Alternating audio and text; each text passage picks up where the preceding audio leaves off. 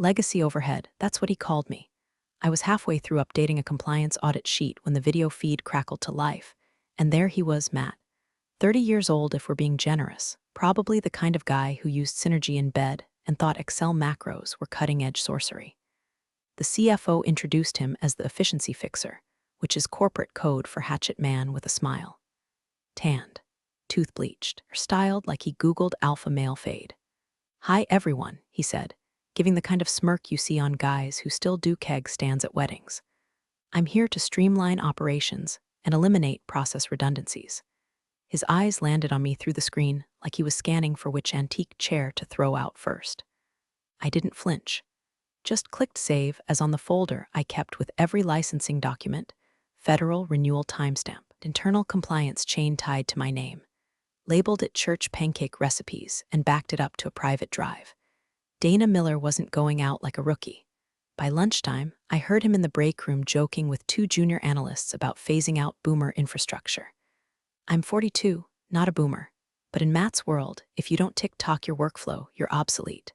Then came the huddle. Open floor plan. Everyone standing around like it was an exorcism of common sense. Matt pulled up a slide deck filled with nonsense phrases like agile compliance ecosystem and decentralized accountability hubs. I watched 3 interns nod like they were witnessing the second coming of Elon Musk. Some of our team members, especially those with legacy responsibilities, will be reassessed to ensure alignment with our lean strategy, he said. Then, staring right at me, "We appreciate your historical contributions, Dana." Historical, like I was a damn sarcophagus in HR's basement. I didn't say a word, just smiled. The kind of smile you give when someone walks into a bear trap you've been camouflaging for a decade. Oh, and quick pause before we keep going. If you're listening and not subscribed, help a soul out. I'm trying to hit 10,000 subscribers so I can finally afford a chair without a missing wheel. Seriously, 95% of y'all listen without clicking the button. Just one tap and you'll make this girl real proud. All right, back to the meltdown. That night, I stayed late, not because I had to. I wanted to watch the system breathe, like a mother watching her kid sleep before CPS shows up. I double-checked my credentials across 3 federal platforms: free active certification, renewal control, licensing PIN, and audit clearance, still tied to my name. I made sure the timestamps matched. Then I printed my contract clause, the one nobody ever reads. Section 7C. In the event of involuntary termination, all company-paid licensing responsibilities and regulatory certifications shall be considered void, and all credentials will be formally rescinded within 48 hours of contract nullification. Nobody noticed when I left the building, but I noticed the way Matt's eyes lingered on me that morning, like a lion staring at a cow, not realizing the cow has access to predator drones. You ever see a man mistake a fuse for a shoelace? You will. By the next Tuesday, Matt had taped a poster above the copier that said compliance not equal to complacency. The font was Comic Sans. Then came the real fun. Everyone, yes, everyone, was told they had to re-interview for their evolved role. It was spun like a bonding exercise. Like we should be grateful for a chance to pitch ourselves for the same job titles printed on our health insurance cards. One by one, folks shuffled into conference rooms like kids headed to the principal's office. The newer hires came out smiling, parroting things like, "Matt really sees me, and he's bringing fresh air." I wanted to tell them that kind of air comes from a busted sewer grate. When it was my turn, I didn't bring a resume. I brought silence. Matt barely looked up from his laptop. "Dana, you've been here a while." 10 years, I said, cool as a cucumber in a snowstorm. "Right, institutional knowledge, we value that." His fingers tapped the keys, probably typing Fire Dinosaur, into Slack, pulled up a half-baked organizational chart, and pointed at a box labeled Regulatory Stewardship. Under it, my name crossed out, next to it, Open to be reassigned. Then he clicked a tab labeled Q3 Renewal Delegation. My eyes clocked the file name, Q3 License Ruth Plan V1. In the comments, it read, "Can this be transferred downstream?" Downstream in Matt speak meant dumped onto someone too green to spell OSHA. I smiled, didn't flinch, but inside, a siren started wailing. When I got back to my desk, I opened the database I'd built from scratch in 2016. The one that tracked every compliance certificate, its expiration date, which governing body it reported to, and who had signature authority. There were 43 items on the list, 43 licenses, 43 pieces of red tape woven together into one tight, corporate noose, and all of them tied to me. Exported a fresh copy of the log, encrypted it, zipped it, renamed it Employee Birthday Cake List, and emailed it to a private account. Then I cleared the sent items. Call me paranoid, but I've seen what happens when children play with matches and call it innovation. Later that afternoon, he reassigned my inspection prep to a marketing intern who thought FDA stood for Food Design Aesthetic. No lie, she asked, if that meant redesigning the lunchroom posters. Meanwhile, I was tasked with reorganizing the janitorial supply shelf. He said it would keep me in the loop at foundational level. Foundational, like mold.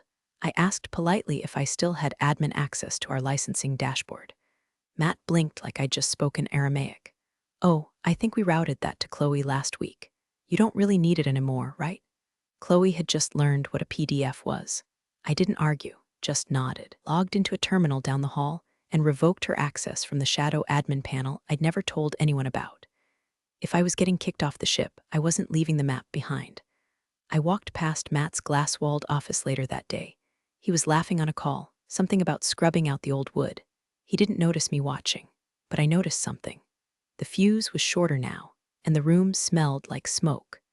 The first time I heard them laughing, I let it slide. It was 3 of the junior analysts, fresh from college, still wet behind the ears and smug with borrowed confidence, hovering over a printout of my old compliance flowchart like it was a cave painting. This thing uses color codes like it's a Crayola box, one snorted. Another added, she even timestamps everything manually. Does she know automation exists? They were clustered near the break room like a pack of overconfident poodles, sipping cold brew and dropping buzzwords like agile iteration and machine learning integration, as if those phrases had ever stopped a federal audit. I walked past, head high, but my spine burned. By Wednesday, I'd been locked out of 3 internal dashboards, 2 of which I designed. No warning, no access request. Just a red 403 screen and a pop-up that said, "Contact your system administrator." Spoiler, I was the system administrator, or had been. Emailed IT, no reply. I tried calling HR. The voicemail was colder than January in Detroit. Finally got a real person after 4 attempts. They said, "Sorry, Dana. All HR requests now go through your departmental manager." That's Matt. That's Matt. Like they were announcing the second coming, but with more hair gel and less divine oversight. I didn't reply. Just hung up and stared at my monitor, empty but glowing. Been cut off from every meaningful interface in less than a week. No explanations. Just streamlining. Matt was smart in that insidious MBA way. Never enough to build something, but just smart enough to know how to dismantle it under the cover of policy updates and reorg memos. He'd started slipping little grenades into his weekly updates to leadership, legacy processes under review, potential staffing overlaps, redundant certification management identified. That last one was cute, like you could overlap a federally mandated authority signature tied to my biometric profile. I'd become a walking contradiction, officially employed but strategically erased. So I scheduled a 10-minute slot at a notary office, quiet little place above a nail salon on Monroe Avenue. No fanfare. Just me, a stiff chair, a form titled Voluntary Relinquishment of Licensing Authority. I didn't sign it yet, just notarized the option. A safety pin tucked into my coat pocket in case things turned into freefall. Afterward, I walked back to the office with a peppermint latte and the deadest smile you've ever seen. Matt passed me in the hallway and said, "Hope you're feeling more aligned this week." I nodded, just tying up loose ends. He smiled, corporate snake smile you'd find in the self-help section of a Barnes & Noble, next to Crush It, and a scented candle. What he didn't know was that every loose end I tied came with a fuse, and I had the match. It happened on a Monday, because of course it did. The kind of Monday where the air in the office feels like microwaved plastic, and everyone pretends they like their jobs just enough to survive another week. We were all gathered for Matt's new weekly momentum sync, which was basically a TED talk for sociopaths. He stood at the front of the open-floor bullpen in his tight blue blazer and did that palms-out gesture like he was calming down a herd of sheep. "Let's start with some candor," he said. "That's how you always know someone's about to gut you in public, when they lead with candor. We've been doing a lot of reflection over the last few weeks." He went on, pacing like he was about to sell us timeshares in hell. While tradition has value, stagnation is a threat. He stopped right behind my chair. I didn't turn around. And unfortunately, he said, loud and clear, certain legacy roles are no longer aligned with our forward momentum. People started shifting in their seats. Some looked at the floor. A couple glanced at me. One kid tried to smile like this was normal, like we were just watching someone lose their parking spot and not their livelihood. Then came the final. Effective immediately, Matt announced Dana Miller's position has been phased out. No warning, no meeting, no one-on-one. Just a sentence in the air like a bullet. I stood up, not because I was shaken, but because my legs felt too steady for how much they wanted to kick him through the wall. HR, two of them, both young, both avoiding eye contact, walked up holding a glossy folder like they were delivering communion. I took it, opened it, flipped to the termination page. No severance, just legalese and a line to sign. I pulled a pen from my own bag, signed it in a single stroke, then said, I'll need a printed copy. Matt blinked. It's all digital, I said, printed. HR hesitated. I stared. 4 minutes later, I walked out of that office with a paper copy, a stapled receipt, and the calm of a woman who knew exactly what she'd just done. You see, when I signed that form, Section 7C of my contract activated a silent clause across 3 federal databases. An invisible tripwire. Every active certification paid for by the company, my certifications, immediately queued for auto-revocation. Not just expired, not just suspended, nullified. At 7:13 p.m. that night, my phone pinged with a confirmation email. Your authority over licenses #CN 8835-44, #FD 2210-98, and #MDR 5081-02 has been formally relinquished. Entities dependent on these licenses will be marked non-compliant in 24 hours unless reauthorized by a certified replacement. I didn't forward it, didn't screenshot it, didn't even reply. I just sat in my apartment, sipped boxed Merlot, watched reruns of The Golden Girls, while the digital noose started tightening around Matt's precious forward momentum. And I slept like a goddamn baby. Wednesday morning started with a whimper and a very expensive box of nothing. At 9:04 a.m., procurement tried to confirm shipment of medical-grade filtration components for one of our biotech clients, stuff you don't even breathe near without 3 signatures and a biohazard stamp. The vendor's reply: cannot fulfill shipment. Receiving entity listed as inactive. License CN 8835-44 expired. Contact listed certifying officer. Guess who that was? 10 minutes later, IT started logging anomalies. Logins failed. API calls choked. A scheduled data sync to the FDA's audit portal returned a rejection code. Invalid license holder. That same hour, our internal license dashboard, once as clean and green as a freshly mowed lawn, started lighting up like a Christmas tree in hell. Red alerts. Inactive flags. Credentials marked orphaned. Matt, ever the smooth-brained diplomat, strolled into the operations pod with a to-go cup from some downtown cafe and said, we'll just update the contact info. One of the compliance analysts, poor kid named Renee, tried to explain. Sir, contact updates require certification reauthorization. Dana was the certifying officer. Legally, Matt blinked, so do it anyway. She was the only credentialed officer with reauthorization authority across all active verticals. No one else is registered with the Federal Compliance Board, and the re-registration period, it takes weeks. There was a silence, not the awkward kind, the fatal kind, like watching someone realize the iceberg isn't going to move. Matt rubbed his temples and muttered, why the hell didn't anyone tell me this earlier? Renee, barely old enough to rent a car, replied. Dana was the one who told people that. Meanwhile, I was at home, in sweatpants, eating knockoff Cheerios and reading the whole thread from an anonymous email chain a former colleague had quietly blind copied me into. Someone even included a screenshot of Matt's Slack message to legal. Anyone know how to override a license expiry tag in the dashboard thingy? Called it a thingy. That dashboard had been my baby for 5 years. I designed it to lock down tighter than Fort Knox if certain revocation events fired. It wasn't just bureaucratic, it was surgical. If someone without the proper credentials tried to access a certification, it blacklisted their IP and auto-reported the intrusion to internal audit logs, which IT also discovered that afternoon, because Matt had tried to brute force his way in. By lunchtime, HR was getting panicked pings from upper management. Can we get Dana back? Does her NDA prevent communication? Who signed off on this? Nobody answered, because the only person who could have was too busy figuring out if she wanted soup or wings for lunch. Spoiler, I went with both. That evening, I opened LinkedIn and checked the old company page. Still proudly boasted federally certified across all operations. I almost felt bad. Almost. Instead, I smiled, because I knew by Thursday that lie was going to cost them more than just pride. The seeds were sprouting, and the vines were tightening.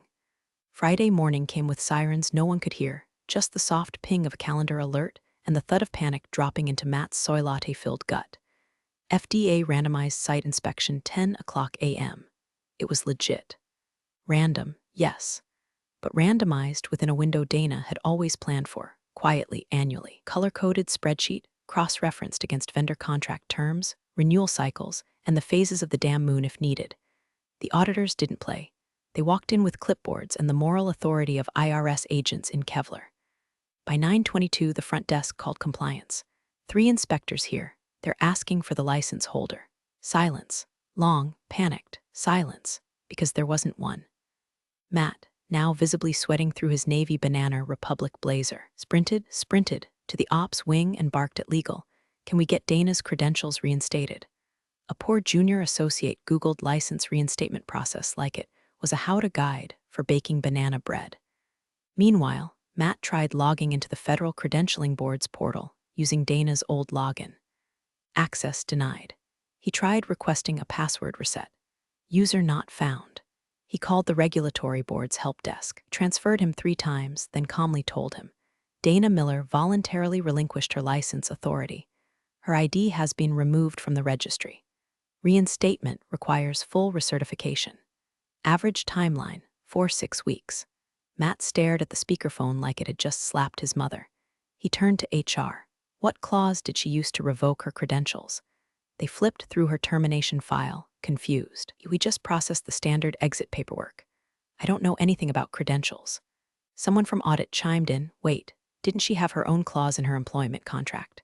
That's when the room collectively remembered Dana Miller wasn't some dusty compliance grandma, she was the linchpin. And they'd yanked her out like a wisdom tooth hooked into the spine. Meanwhile, across town, Dana's phone buzzed. It was Liz from documentation. A decent person, once, kind who baked cookies for audit week and used to sneak post-it doodles onto Dana's monitor back when the world made sense. Liz's voice cracked. Did you do this? Dana stirred her coffee, looked out the window at nothing, then smiled. No, she said calmly. You did. Click. She didn't hang up hard, didn't yell. That would have been giving them too much credit, because this wasn't revenge. This was math. 1 + 1 = you fired the wrong damn person. Auditors were now sitting in the lobby. The company legally couldn't allow them into the secured wings without a licensed compliance officer present, which meant the audit couldn't proceed, which meant every single vendor and client relying on certified compliance for active projects would be in technical breach of contract in approximately 4 hours. And Dana, she was getting her nails done. Midnight burgundy, gel finish. Not because she needed to, because power doesn't need to raise its voice. It just has to walk away. Monday, 8:37 a.m. The building smelled like stale coffee, dried sweat, and the quiet shame of a company that just realized it stepped on its own oxygen hose. That's when he walked in, Gregory T. Winslow, CEO, cruise tan glowing like an overcooked rotisserie chicken, silk shirt, still creased from whatever Monaco resort he'd just floated back from. The man reeked of wealth, sunscreen, and complete oblivion. He strolled through the glass atrium like a Roman emperor returning from battle, waving at receptionists, throwing finger guns at junior VPs. Morning, folks. Hope y'all didn't burn the place down while I was gone. Nobody laughed. By the time he hit the executive floor, he had 3 unread urgent license compliance emails and a voicemail from legal that ended with the words noncompliance disaster. At 9:02 a.m., he burst into the ops room expecting some mild turbulence. Instead, he walked into a goddamn plane crash. Operations, frozen. Vendor shipments halted. Inspections failed. Certifications invalid. Clients livid. Revenue dashboard flatline. He turned to the room of red-eyed managers, jaw tightening. Who's handling this? All heads turned toward Matt, who now looked less like a visionary and more like a middle schooler who just flooded the gymnasium with glitter glue. Gregory pulled up Dana's termination paperwork on a wall-mounted monitor. Read it in silence. Then scrolled some more. Finally, he said it quietly at first, like he couldn't believe the syllables as they came out.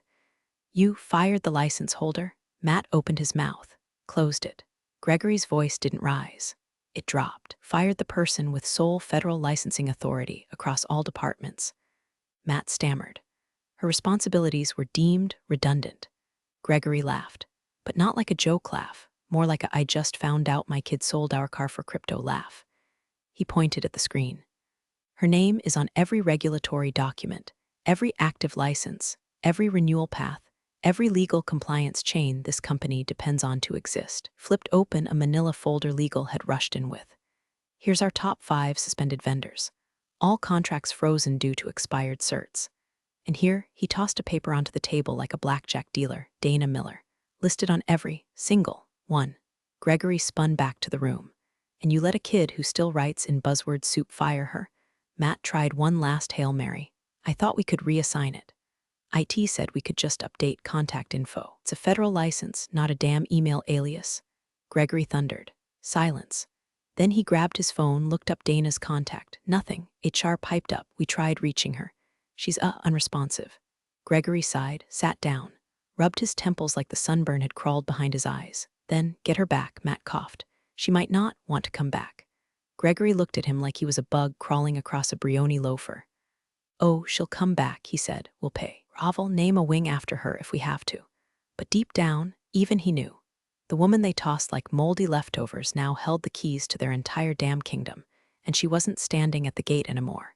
She'd built another castle, and inside every blueprint they were scrambling to recover, her name was still printed in permanent ink. Justice didn't scream. It just watched the guilty bleed out on their own spreadsheets.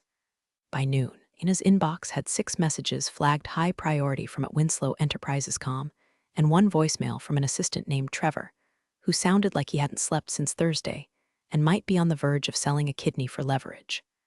The subject line on the final email: urgent, return requested by CEO directive. Dana didn't open it right away.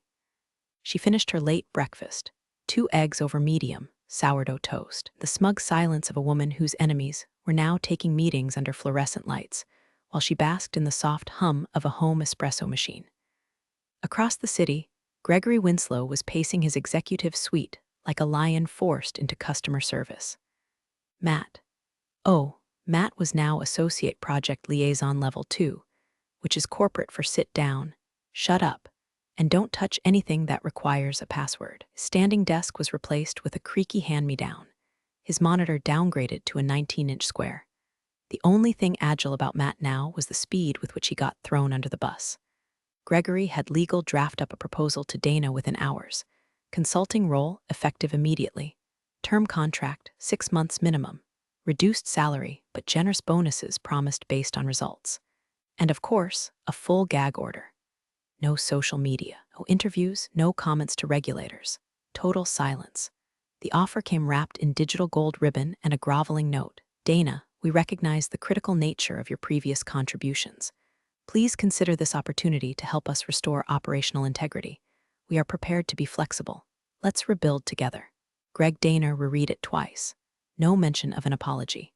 No ownership of what happened. Just veiled desperation dressed in HR drag. She composed a reply. Subject, return requested by CEO Directive Gregory. I appreciate the offer. Truly. Unfortunately, I don't return to burned buildings, especially the ones where I was thrown into the fire for streamlining. As requested, please find attached a highlighted copy of my signed termination clause, Section 7C. Formal confirmation of license revocation from the National Registry Board. Screenshot of your company's certification dashboard, taken 72 hours post-termination. You'll notice my name. Still listed, grayed out, irreplaceable, wishing you compliance and clarity. Dana Miller. No flair, no threats, no negotiations, just receipts. She clicked send and exhaled, not like a woman mourning a lost job, but like someone closing a door they built, installed, and locked from the outside. Gregory read the email in silence, didn't forward it, didn't reply. He just leaned back in his chair, eyes locked on that grayed-out dashboard screenshot, And for the first time since stepping off his yacht, he understood. They hadn't just fired an employee. They'd excommunicated the one person who understood the religion. And Dana, she wasn't praying anymore. 3 weeks later, LinkedIn damn near imploded. There she was, Dana Miller. Hair a touch lighter. Smile a little sharper. Dressed in business black like a woman who came to collect. New position, Director of Compliance Stratix BioCore. The post was short. No hashtags, no humble brags. Just, grateful to join a team where integrity isn't an afterthought. Below it, 2 lines of polite hellfire. Stratix BioCore secures Omega Med and Vierx contracts, citing continuous compliance confidence as deciding factor. Those were the crown jewels. 2 biggest clients her old company had flaunted in every earnings call. The ones that now packed up shop and walked after hearing their certification backlog hit unknown reactivation window. Internally, Stratix didn't have to sell hard. Dana came with the licensing blueprint in her brain and an industry reputation that couldn't be photoshopped. The very fact that her name had once secured multi-million-dollar vendor relationships was enough to tip the scales. Meanwhile, back at her old stomping ground, still stuck. The dashboard never turned green. License appeals choked in bureaucracy. Legal fines were rolling in daily, some automated, some hand-delivered like hate mail from the gods. Vendors dropped out. Clients panicked. The office holiday party got canceled due to budgetary adjustments. And Matt, he didn't even get a goodbye cake. Just a 3-minute Zoom call and a quiet transition plan that read more like an obituary. 1 week, he was barking orders in an open floor plan. The next, he was updating his resume with vague nonsense like freelance strategist. As for Dana, she had her own corner office now, glass walls, espresso machine, a chair that didn't squeak when she breathed. Every morning she watched the alert pings from her industry feeds, like someone watching the weather report for storms she'd already outflown. One ping, then another. Her old company flagged noncompliant, license status pending, audit failures under appeal. She took a sip of her coffee, Colombian, black, with a pinch of smug. She leaned back, calm and centered. Above her desk, pinned to her monitor with a blue pushpin, was a single yellow sticky note. No signature, no emoji. Just 5 words written in steady, no bullshit block letters. In case they ever forget, I was the license. Thanks for joining the fun, you office survivors. Subscribe for more switch-flicking drama. Let's make your former coworkers sweat.